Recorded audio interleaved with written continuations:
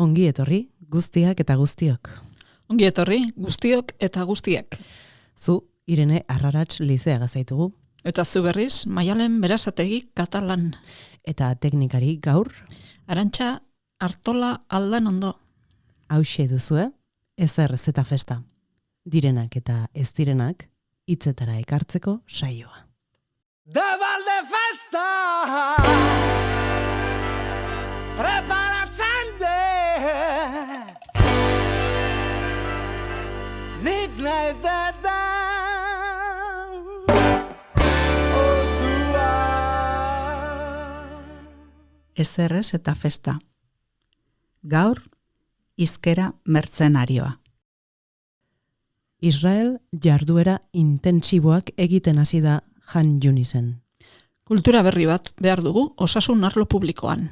Eta zerbitzuak arrazionalizatu beharko ditugu horretarako. Europarren 6,9 sufritzen dute pobrezia energetikoa.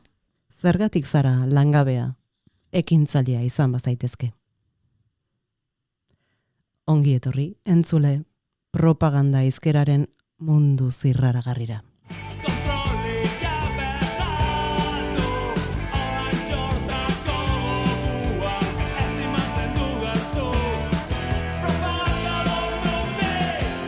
Hitza daukanak, ezpata dauka.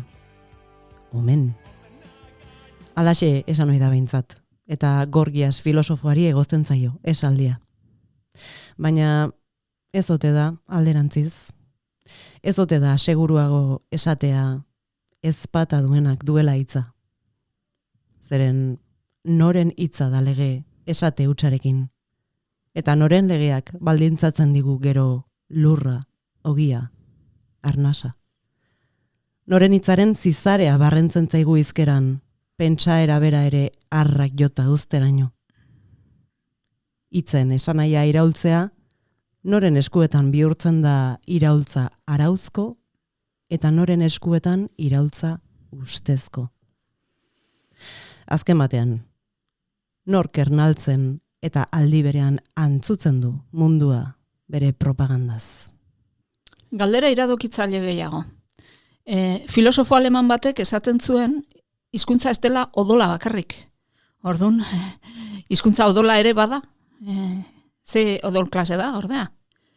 Zainetan barrena bizia garraio daramana, edo hiltzeko izurtzen dena. Alabiak.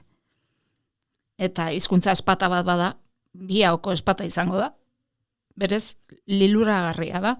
Gizakiaren asmakizun ametsesko eta fantasiasko bat, eta ikaragarria du almena. Onerako, bai, baina txarrerako ere, bai. Eta hain zuzen, hizkuntzaren alderdirik makurrenetako bada, ura gizarte kontrolerako tresna gisa erabiltzea.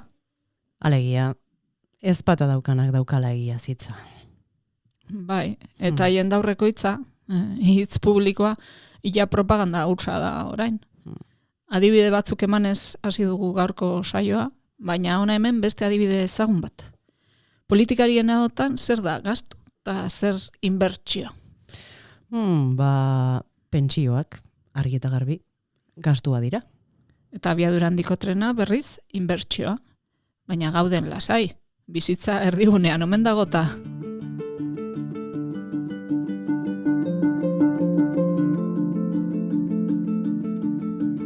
Edukazioa inbertsio ezin hobea delako, aberatsek beren seme-alaben hezkuntza lehenesten dute. Oso garbi dute, beren osasun aseguru pribatuak ere inbertsioak direla. Gurea, ordea, gastua da, nonbait. Eta ezarian, gu ere hasita gaude gastua deitzen hezkuntzari edo osasunari. Ezkerretik zein eskuinetik datorkigun letaniatxoaren eraginez. Ondo portau, gutxi gastau eta bueltak amari. Angel Lertxundi. Hizkera da, dudarik gabe, propagandarako lanabesik zorrotzenetako bat. Propagandak hizkeraren perbertsioa du bitarteko. Eta horretaz hitz egiten hasteko bidelagun berezi bat ekarri dugu gaur, ez da, Irene? Bai, Viktor Klemperer eta Ark 3. Reijeko hizkeraz idatzitakoak. Eta nor zen ba, Viktor Klemperer? Idazle eta filologo aleman bat, 20. mendearen hasierakoa, unibertsitatean irakasle, aritutakoa. Judua zen eta juduen kontrako jasarpenak zuzenean heldu zion Hitlerren Alemanian. Unibertsitatetik kanporatu egin zuten noski, liburutegietara sartzea debekatu, bortxasko lanek eginarazi eta bar. Getoan sartu zuten eta Dresden egon zen konfinatua, baina lehen bonbardaketan modua izan zuen, ihes egiteko. Horri esker eta haren emaztea ari hartzat jotzen zutelako naziek, Klemperer kontzentrazio esparru batera deportatu baino lehen bukatu zen gerra. Gorriak ikusitakoa beraz ez, Klemperer. Baina, hondamendi haren guztiaren erdian, izan zuen halako ihesbide mental bat, ezta? Eguneroko bat idatzi zuen urte haietan guztietan. Nazien garaiko Alemaniaren testigantza bada, azken batean. Eta horrekin batera, ohar asko eta asko egin zituen garai hartako hizkera naziaz, haren edapenaz eta haren funtsaz. Azkenean, Klempererrek azaltzen du nola lortu zuten naziek hain zabal eta hain sakon zabaltzea beren hizkera eta horren bestez, baita beren ikuskera ere. Hasteko ohartarazi zuen, nazien garaipen linguistikoaren funtsa, ez zela izan berez haien buruzagien hitzaldien meritua? Hitlerrek eta Goebbelsek eta sekulako diskursoak egiten zituzten. Sekulako sermoiak eta predikuak, luzeak eta histrionikoak, baina Klempererek dio, masek oroar ez zituztela ulertzen diskursoaietako gauza asko. Edo ulertuta ere, azkenerako aspertu egiten zirela, haiei entzunez, zeren gauzak behin da berriz errepikatzen omen zituzten. Eta erretolika bihurtzen zitzaien, azkenerako. Propagandarako bitertikorik onena, Klempereren ustez, ez da besterik gabe mezu jakin bat etengabe errepikatzea. Hori baino are garrantzitsuagoa da, hizkera bera moldatzea. Eta jende guztiaren artean zabaltzea, hizkera berri hori konturatu gabe. Horrela esan da sinplea dirudi, baina nola egiten da hori, nola moldatzen eta zabaltzen da hizkera bat jendearen artean jendea ia konturatu ere egin gabe. Kontrakoa pentsa liteke, baina naziek apena sortu omen zuten hitz berririk. Horren ordez, lehengo hitzak hartu eta nahi eran bihurritu zituzten, beren komenientziaren arabera. Hitza eta kontzeptua bera lizunduta. Beste esanai bat eta beste konotazio batzuk emanda, hartara beren mundu ikuskera militarista eta genozida edatzeko bazter guztietara. Eta gero, orduan bosgorailuen eta errepikaren bitartez, denen hizkera bihurtu zuten hizkera berri hura. Historian berez, sistema berriak ezartzeko orduan aspalditik erabili izan da estrategia hori, ez da, alegia, lehendik zegoena guztiz suntsitu eta hutsetik hasi ordez, lehendik zegoena hartu eta pixka bat itxura berritzea edo, ez? Esan nahi dut, ez da noski nazien kasu bera, baina erromatarrek batean greziarrena hartu eta izen berritu egin zuten, ez? Eta kristautasunak eta beste erlijio handi batzuek ere, lehengo erlijio paganoetako ohiturak eta hartu, beren kredora moldatu eta neurri batean behintzat horren bidez lortu zuten jendeak sinesmen haiek beretzea. Hor dugu espata berriz ere. Klempererek kontatzen duena gogoan izan da, oso garbi ikusten da espata duenak duela hitza. Eta espata duenak erabakitzen duela hitzak zer esan nahi duen eta nola erabili behar den. Eta oso ondo ikusten da horretarako ez duela zertan hiztegietako definizioak dekretuz aldatu. Oso garbi dago, modu itxuraz naturalago batean aritzen dela. Oharkabean aldela eta erabiliz. Ikusi bestik ez dago, nazien kontra zeudenen artean ere edatu zirela, esate baterako, naziek lizundutako hitzak. Klempererek berak, adibidez, kontatzen du, behin baino gehiagotan harrapatu zula bere burua, lakoak esaten. Bai, ez alferrik, Klempererrek berak dio garai bakoitzaren erakusgarria dela, ez? Garai bakoitzeko propaganda eta haren hizkera. Eta garai jakin horretako denak harrapatzen dituela gainera, alegia berdin diola ideologikoki horren kontra zauden edo ez. Klempererrek esaten du, hizkera aldetik ez zegoela ia alderik fabrikako langileen, gestapokoen eta getoko juduen artean, pentsa. Oso antzera mintzatzen zirela guztiak. Zaila da, Viktor Klempererrek baino argiago eta ederkiago azaltzea hori dena, eta entzun ditzagun beraz, haren hitzak.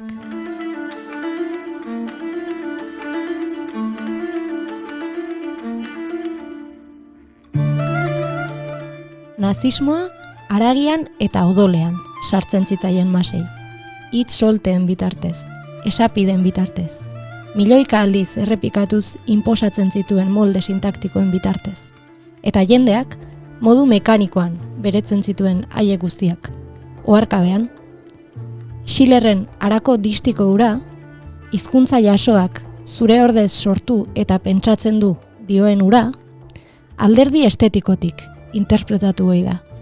Eta nolabait esateko, horrek inolako kalterik egingo ez balu bezala. Baina hizkuntzak nire ordez sortu eta pentsatzeaz gainera, gidatu egiten ditu nire emozioak eta nire nortasun psikikoa gobernatu. Zenbat eta naturalago eta oharkabeago beretzen dudan hizkuntza, orduan eta gehiago. Hitzak artseniko dosi ñiminoen parekoak izan daitezke. Batek konturatu gabe irensten ditu, ez dirudi kalterik egiten dutenik, eta handik puska batera eragin toksikoa dute. Norbaitek behin eta berriz fanatiko esaten badu, heroiko eta zintzo esan ordez, azkenean irudituko zaio fanatikoa badela izan heroi zintzo bat, eta fanatismorik gabe ezin dela heroia izan. Hirugarren Reichak apenas sortu zuen hitzik. Behar bada bat ere ez, baina hitzen zentzua eta maiztasuna aldatu zituen.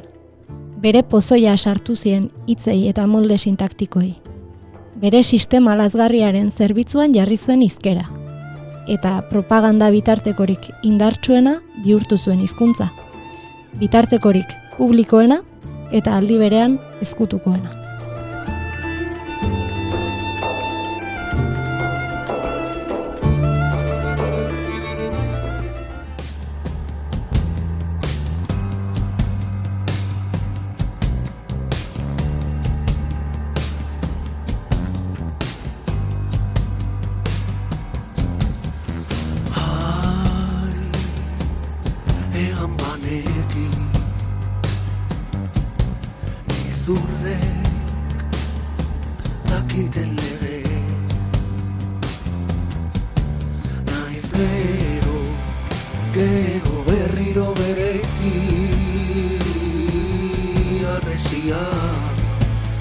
Arresiaren gainetik heroiak gara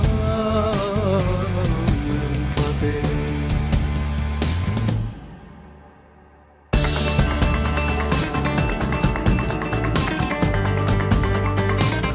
Heroi hitzaren bilakaera esanguratsua aipatzen du Klempererrek lehentxeago entzun dugun pasarte horretan. Bai, naziek guztiz pozoitu baitzuten heroismoaren kontzeptua, bestea beste. Klempererrek dioenez, heroia izateko ez da nahikoa kemena izatea eta bizia arriskuan jartzea. Hori edozein jazarroik edo edozein delinkentek egiten omen du. Hitzoiek erabiltzen ditu berak. Gizadiaren aldeko zerbait egiten duena. Horixe da heroia, Klempererren ustez. Eta ere gehiago, heroismoa egiazkoagoa eta esanguratsuagoa da isilpekoa, balima da.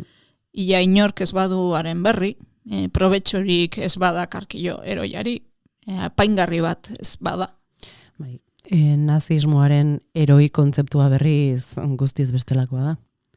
Pentsa, ekintza militar batean, heriotza mespretsatu eta ausarkeria saritzen zena izendatzeko erabiltzen zuten naziek heroi hitza. azken batean erasoko gerraren oldarrean basakeriak egiten zituztenak ziren nazien heroiak. Bistan da horrek ez daukaz erikusirik Klemperrerek aipatzen duen heroi kontzeptuarekin. Gainera, eriotza mespretxatzeko jarrera hori boltan eriotzaren gorespen ere bihurtu izan da halako erregimenetan, ez da? Eriotza horrela mespretxatzen denean, azkenean aditzera ematen da bizitza ere mespretxatzen dela. Eta ez da kasualitatea. Eriotzaren mespretxu hori maskulinitate toksikoarekin eta faxismoarekin lotu izan dute zenbait pentsalarik. Simone de Beauvoirrek esaterako iradoki zuen hain justu bizi agurtzeari utzi zitzaionean galdu zutela emakumeek beren boterea edo itzala. Gizonen boterea berriz askotan besteak indarrez azpiratzeko eta hiltzeko boterea da, indarkeria erabiltzekoa, botere fisikoa, alegia. Eta hain zuzen ere, nazismoak ariketa fisikoa goraipatuz aupatu zuen bere militarismoa, ezta? Klemperrerrek dioenez, Hitlerrentzat soldaduzka eziketa molde bat zen, indar fisikoa handitzekoa batez ere. Hitlerrek berariaz eman omen zion, bigarren mailako tokia nortasuna sendotzeari. Nunbait, haren ustez, eziketan alderdi fisikoa baldin bazen garrantzitsuena, eta alderdi intelektuala alde batera usten baldin bazen pixka bat, orduan nortasuna berez sendotzen omen zen. Seguru asko kontua da, Hitlerrek gogoko zuen nortasun mota uraxe sendotzen zela, eta ez bestelakorik. Beti esaten da ariketa fisikoa izugarri garrantzitsua dela, ez gorputzarimen osasunerako, baina naziek beste maila batera eraman zuten kontzeptua. Bueno, ondo erreparatuz gero gaur egun ere erabiltzen dira ariketa fisikoaren modalitate batzuk jendearengan eragiteko, ezta? Egia. Hortxe dugu esaterako, urrutik joan gabe, gizonezkoen futbol profesionalaren nagusigoa, non nahikoa eta noiz nahikoa. Horra, kirola propaganda gisa, balio jakin batzuk zabaltzeko eta aldi berean realitate latz batzuk zuritzeko. Jar dezagun adibide bat. Askotan ikusten dugu herrialde batzuek nola erabiltzen duten futbola beren irudia garbitzeko eta normalizatzeko, ezta? Giza eskubide guztien gainetik pasatuta eta burua datorki Saudi Arabia edo Katar edo eta beste hainbeste olimpiar jokoak hartzen dituzten hiri eta herrialdeekin ere. Eta kirol mundutik aterata, ze esan, Eurovisioni buruz. Europa nahi eran zabaltzen eta estutzen duen propaganda jaialdi horri buruz.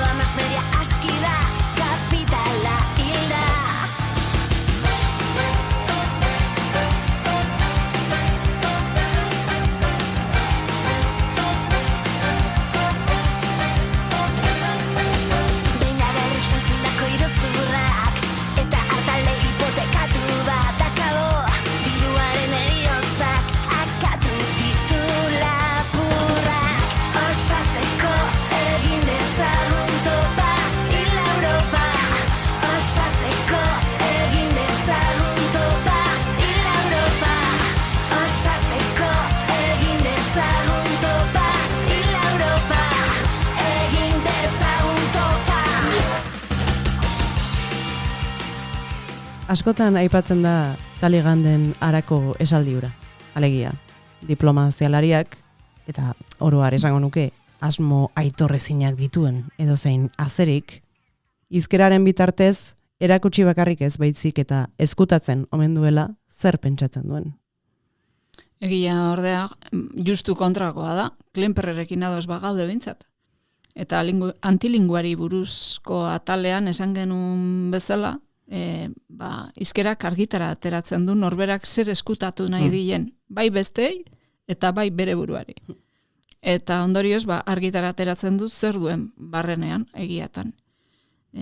Hain zuzen, alaxe interpretatzen du Klempererek beste esaldi ura, lestil zelom, edo estilotik ageri gizona, esango genukena, euskeraz. Norbaitek bai estatutakoa gezurra izan liteke, baina haren muina agerian geratzen da, hain zuzen, darabilen izkeraren estiloan. Bai, adibidez, herrialde batek operazio militar bat egiten badu, eta horri, baketze operazio, esaten badio, eskutatu nahian, oso agerian uzten du bere zurikeria. Bai. Zeren alakoetan militarrak baina bakerik ez da inundik ere agertzen normalean. Eta hala ere, behar hori sentitzen dute, egiten dituztenak izkeraren bidez mozorrotzeko premia hori, ez? Batez ere gerretan eta halako gatazketan. Propaganda bixi-bixi aritzen da, gerra garaian, atertu gabe, bai aurretik eta bai gerra bitartean. Bai, hain zuzen ere gogoan dute Rebeka West idazleak nola esaten zuen, ez? Gerraren aurretik zientzia militarrak benetako zientzia bat dirudiela, astronomiaren gisakoa, eta gerraren ondotik berriz gehiago hartzen duela astrologiaren antza. Azken batean, gerra hasi aurretik, gerra prestatzen nahi dianean, propagandak ideia jakin batzuk zabaltzen ditu, izkera jakin baten bitartez. Eta behar bada, berandu arte ez da gerian geratzen, zenbateraino bihurritu eta lizundu den hizkuntza horretarako. Bai, Angel Lertxundik ere badu horren inguruko aipu bat, oso ona. Eta entzun dezagun.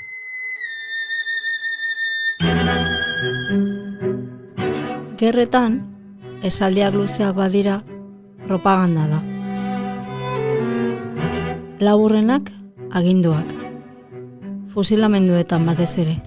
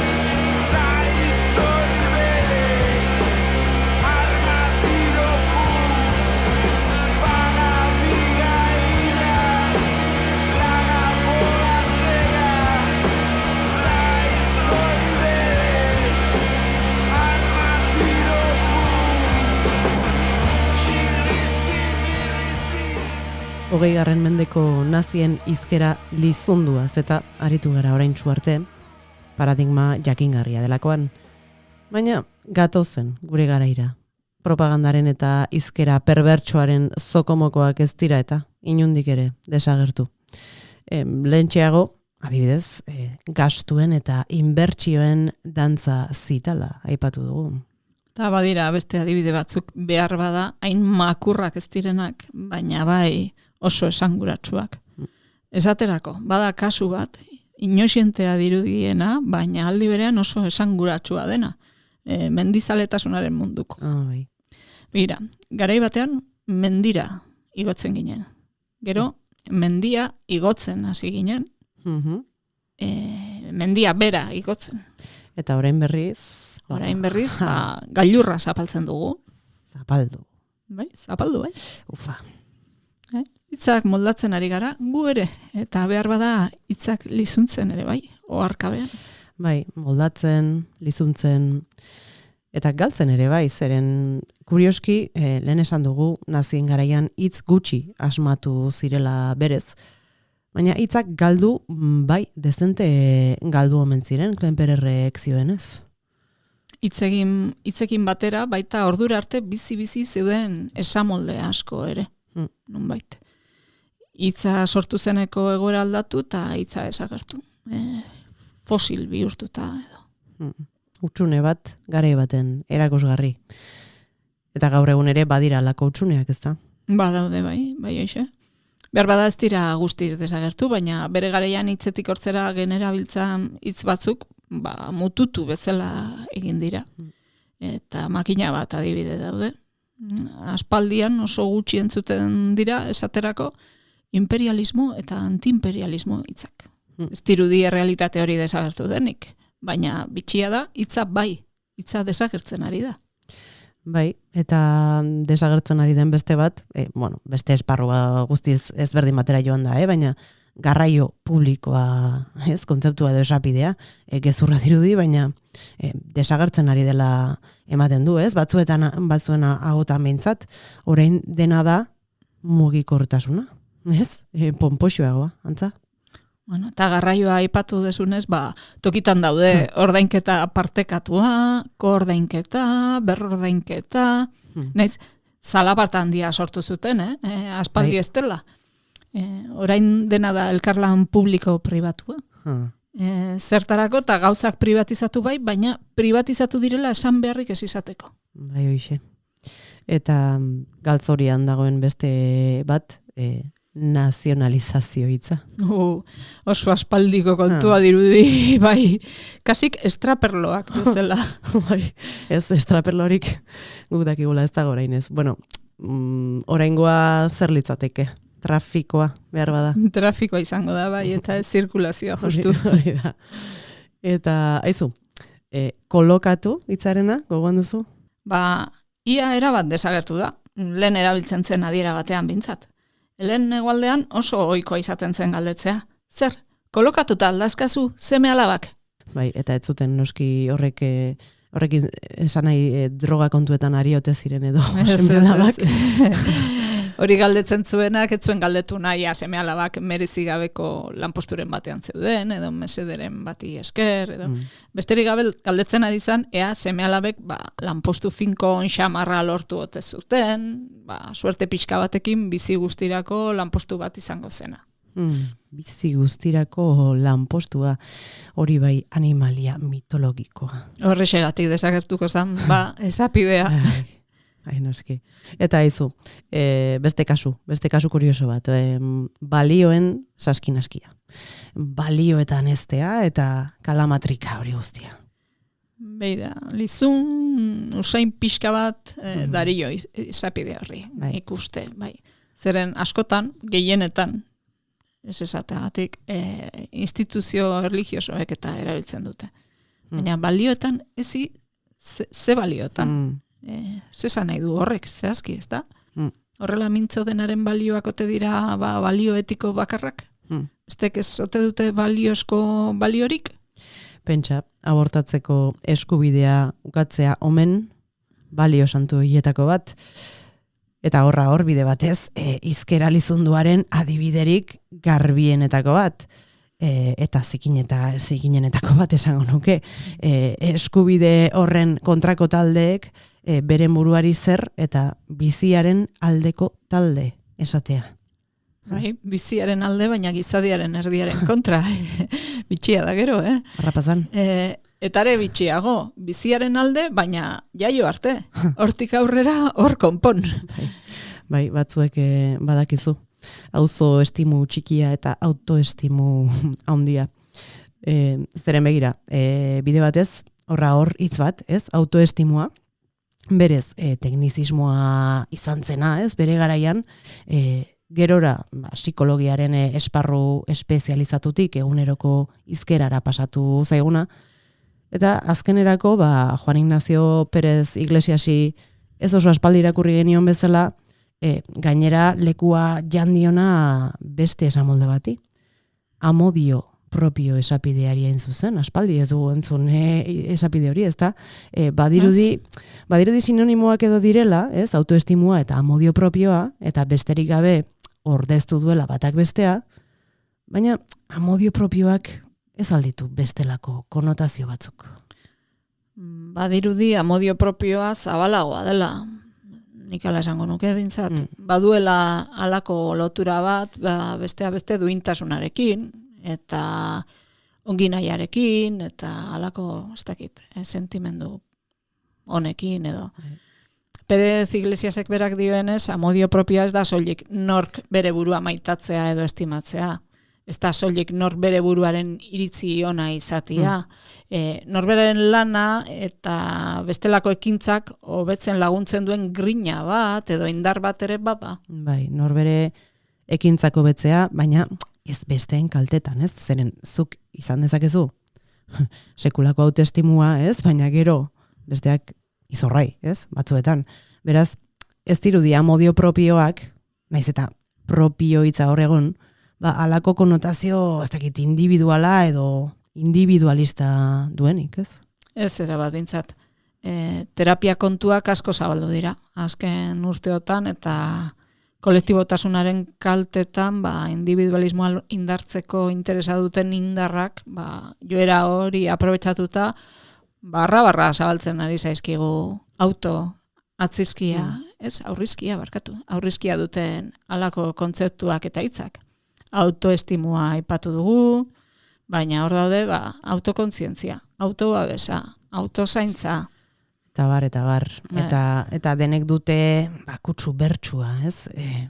Eta kontuz, testu inguru eta egoera jakin batzuetan, beharrezkoak edo lagungarriak izango dira seguraski halako hitzak, ez gara kontrakorik esaten ari, baina ezin daukatu gehitxo hurbiltzen zaizkiola, norberekeriari, ez, zilborrismoari, nikeriari, dena gainera, norberaren askatasunaren, ez, marko ponpoxo horretan sartuta, zeren printzipioz behintzat, nori irudituko zaio gaizki, norberaren askatasuna defendatzea.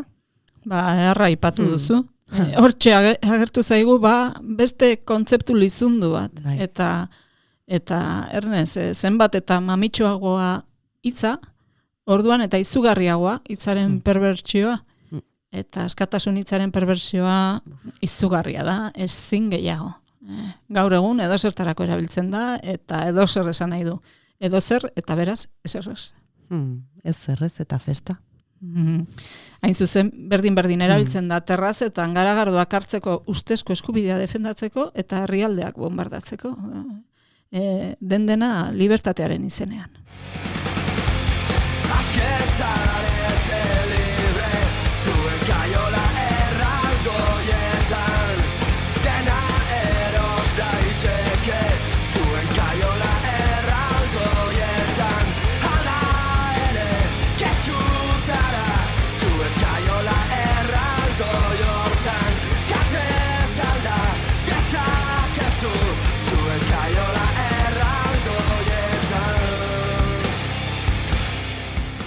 Gaurko saio honetan izendatu, orain arte ez ditugu izendatu, baina aipatu dezente aipatu ditugu.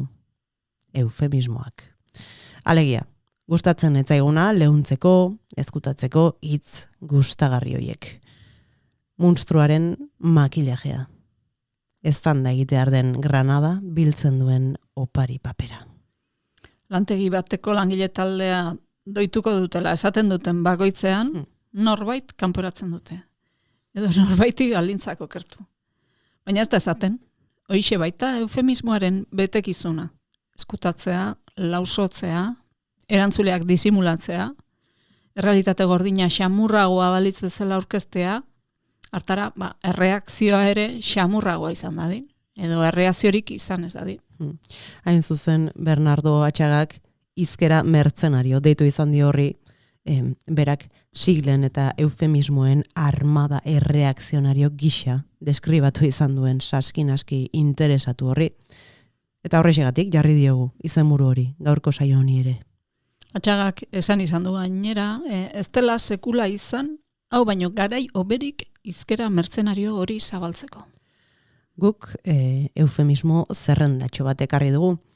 Baina, seguru entzuleek lagunduko digutela ura luzatzen, zoritxarrez alakoz bombardatzen gaituzte eta egunero. Badago bai, non arakatua eta non aukeratua. Adibidez, zertarako erabili langile hitza, hortze daude eta kolaboratzaile, ekintzaile eta barrak. Eta zertarako esan, eginkizun edo lan hortxe dago eta erronka. Eta haze erronka. Gaur egun erronka hitza erabili gabe hitz egitea eta idaztea, ez? Ematen du hitz hori gutxienez ez dakit 10 aldiz sartu ezean gajo edo gixajo bat zarela. Diskurtso pobrea duzula. Eta pobre esan desunez... Ai, pobrezia. Konturatu zarete, pobrezia ere oain ez dela pobrezia. Pobrezia satikatzen ari garela. Eta bide batez, igual partekatzen ere, bai, ez da? Bai, pobrezia energetikoa, pobrezia menstruala. Argindarra ordaintzeko dirurik ez duenak, ordea, jateko beharra dinara ez du izango, ez da? Seguru asko. Zango nuke. Eta konpresak erosteko ez daukanak, argindarra ordaintzeko ere ez du izango. Alegia, pobrezia behar den guztirako dela pobrezia. Baina batzutan badirudi horrela zatikatuta leundu edo egiten dala errealitate itxusi eta desatsegin hori. Hori, munduan eta Europan eta Euskal Herrian pobreak badaudela. Zer nahi duzu mundu honetan non enpresa handi batzuek mozkinak neurririk gabe milioika handitzeari uzten dioten instantean negarrez esaten duten galerak izan dituztela. Ez omen dira, haizu, iaz baino irabazi txikixiagoak, ez galerak omen dira. Badakizu, ez da eskrupulori gabe dirua pilatzea, ekintzailetza da. Ez da krisia, desazelerazioa da. Eta ez dira murrizketak, neurritasuna da. Ez dira biktima zibilak, albokalteak dira. Eta ez da umentzako filma, familia guztiarentzako filma da. Ez da film pornografikoa, helduentzako filma da. Ez da eskubidea, privilegioa da.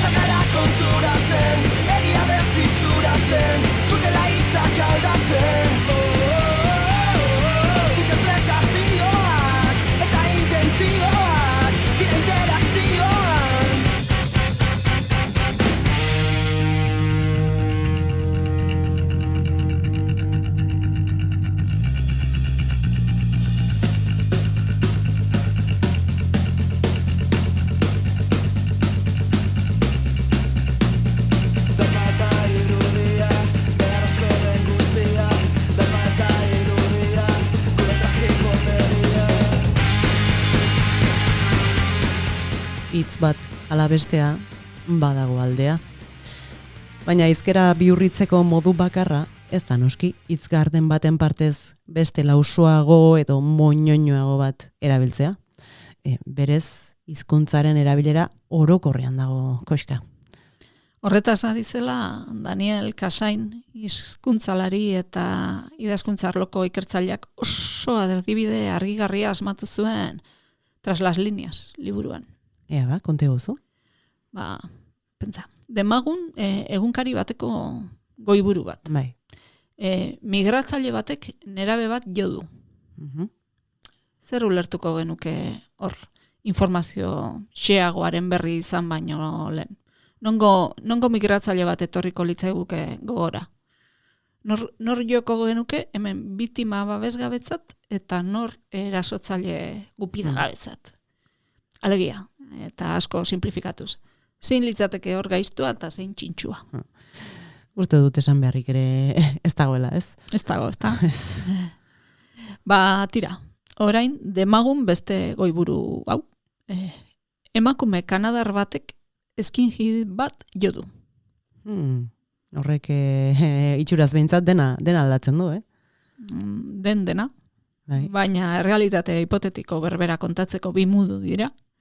Oso ikuspegi eta interes ezberdinekin idatziak jakina. Zein da okerra. Zer da zuzena,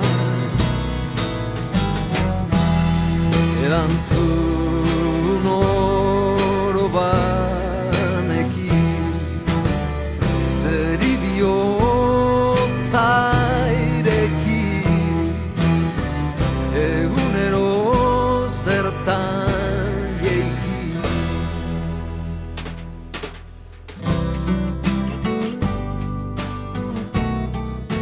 Gure iruditerian oro har, goia ona da eta behea txarra. Handitzea ona eta txikitzea txarra. Zer gertatzen da ordea? Hazkunde basati eta neurrigabean oinarritutako sistema ekonomiko batek bere datuak jakinarazten dituenean, eta guk hedabideetan eta bat ere galbaetu gabe datu horiek beren lori-lorian ematen ditugunean, Andoni Egainak berrian bertan kontatu zuen zer gertatzen den.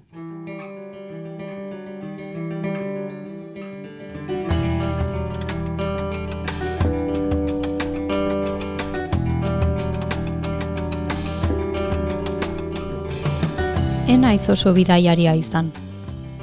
Lanerako gutxitan egin behar izan dut bidaia luzerik. Eta aisian ere ez dut kanporako joera itxurik izan.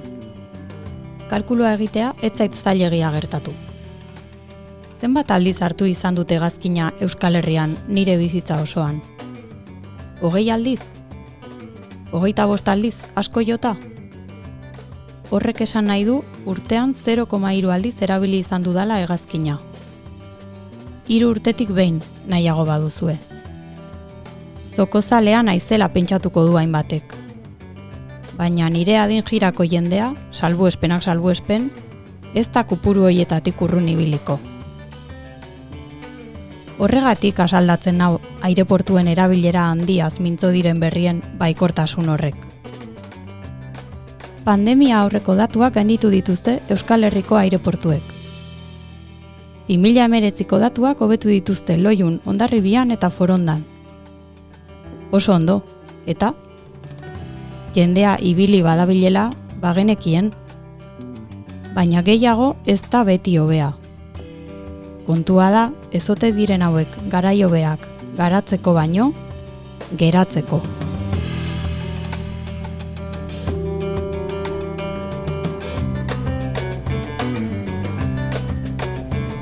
Geratzeko garaia ez dakit, baina burugabeki garatzeari uzteko garaia dugula bentzat, aditu asko ari zaizkigu esan eta esan. Hainbat esparrutan gainera, aireportuak eta turismoa dira adibide bat, entzun dugun bezala oaintxe, baina hortxe daude besteak beste enpresen mozkinak ere, teknologia, eta hizkuntza kontuetan ere beste hainbeste, esango nuke, hipertrofia linguistiko alako bat ez ote dugun. Behar bada, irakurle eta entzule moduan, akaso egin beharko genuke tarteka baraualdi bat. Soberakina eta zamak entzeko. Itzei krakak entzeko. Klemperrerek bezala, atxagak ere esana du izkera mertzenarioa ez duela erabiltzen engainatzailea bakarrik. Estatukua defendatzen duenak bakarrik, alegia.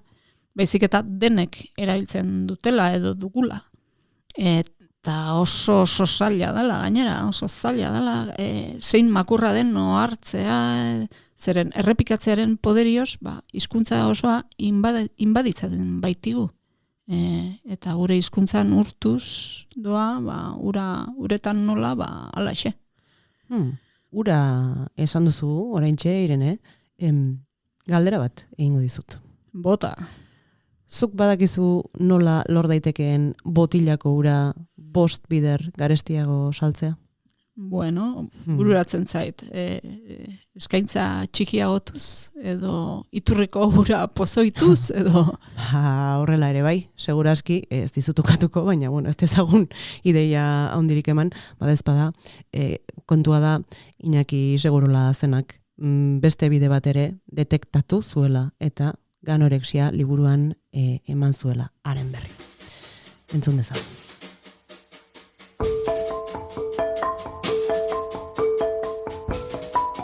almendra esnea. Edo edaria. Supermerkatutik ekarri dut. Tetrabrika, litrokoa. Espainiako trantsizioaren etorbidea izeneko kale batetik banatua. Italian egina. Asko dakigu. Gehiago jakin genezake, letras betea baitago, tetrabrikaren azala. Gantzak, saturatuak eta besteak. Proteinak, E-vitamina eta abarrak. Gai kanonikoak ontzi poto bilgarrietako literaturan. Eko da, bio da. Irakurtzen jarraituko dugu azalekoa.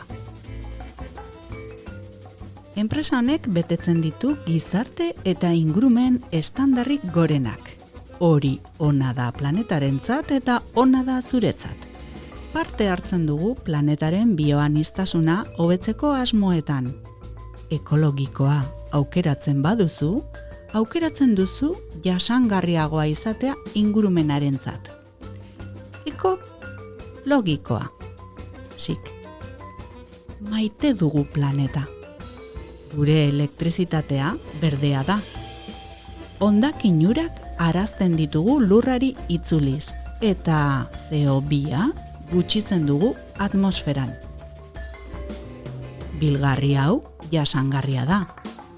Kartoi birziklagarriarekin egina da. Iturri berriztagarrietatik eratorria da 188an.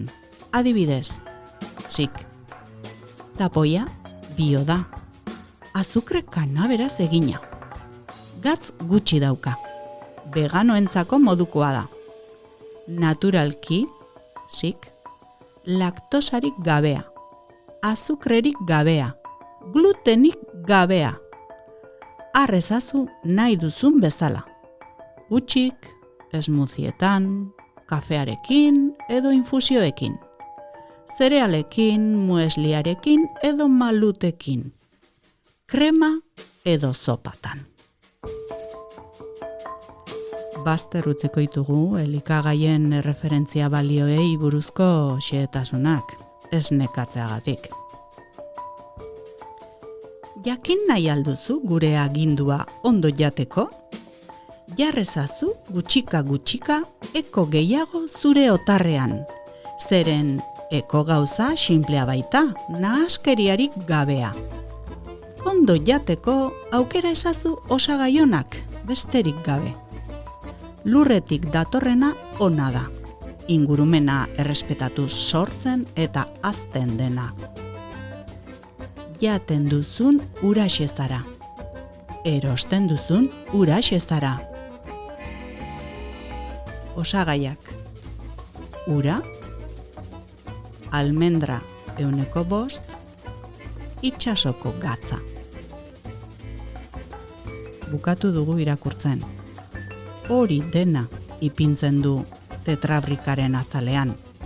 Eta gehiago ere bai. Edari hau ura da izatez.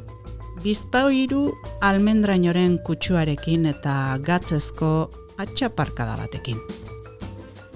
Litro ura supermerkatuan batez beste 40 zentimotan saltzen da. Eta edari hau berriz 2,20 eurotan. Hau da, 5,5 garestiagoa da. Galdera da. 5,5 biderrezko garestitze hori lorra alziteken literatura gabe. Ia hitzez hitz itzuli dugun literatura hori gabe.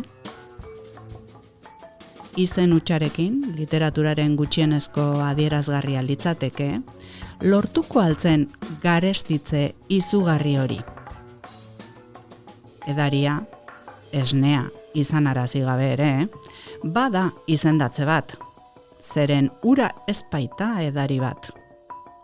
Sekula ez da ikusiko ur botila baten etiketan edari hitza.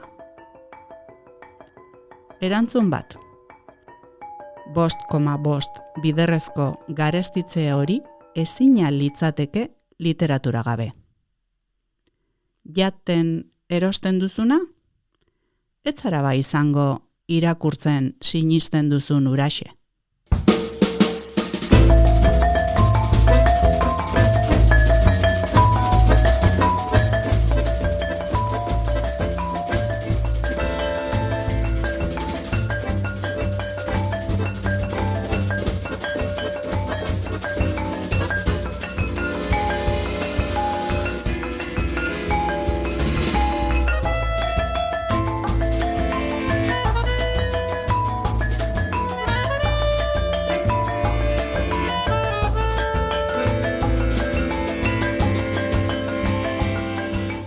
Esango nuke baietz, irensten duguna gara. Gainera, izan jaki, izan propaganda. Eta irentsi ez derrez eta festa nahikoa beteka da hartu dugu gaurkoz. Ea digestioa oso pixua gertatzen ez zaizun, entzule. Nola nahi ere, oraindik goseak gelditu bazara, ostiralean entzungai izango duzu aste honetako bonus traka. Eta gaur 8 berriz ere gure matraka. Beste oturuntza batean, direnak eta ez direnak hitzetara ekartzeko asmoz. Ordura arte, ondo ibili guztiak eta guztiok. Eta minik hartzeko modurik ez egin.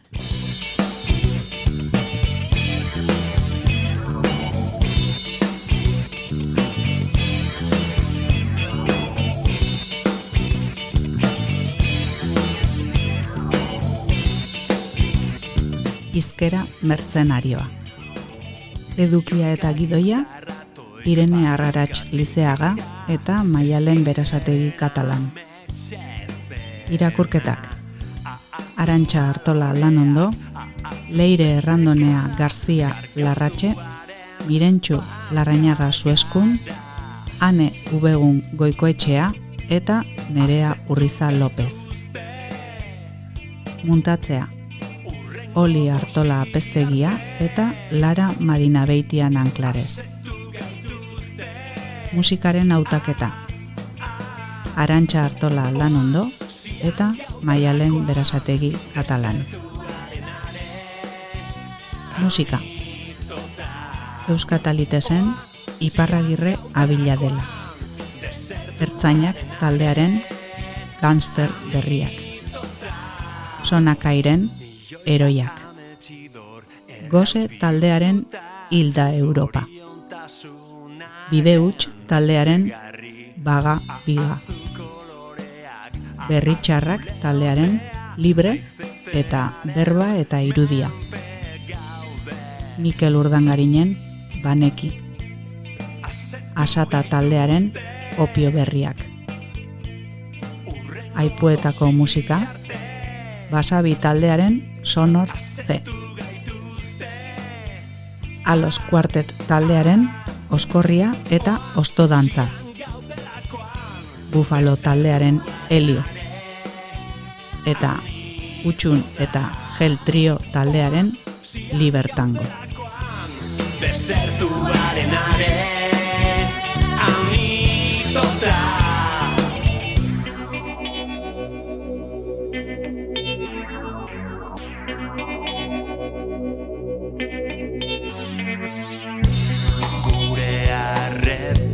Lortu dute ustekabean akidenez.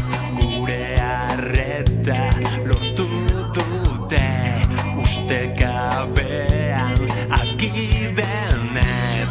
Gure arreta, gure arreta, gure arreta lortu dute.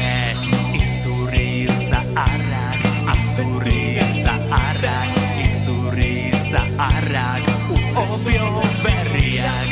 Izurri zaharrak, izurri zaharrak, izurri zaharrak, opio berriak. Sian gaudelakoan, desertuaren are anitota.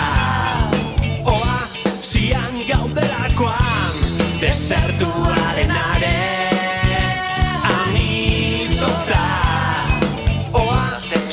gaudelakoan, desertuaren are anitota.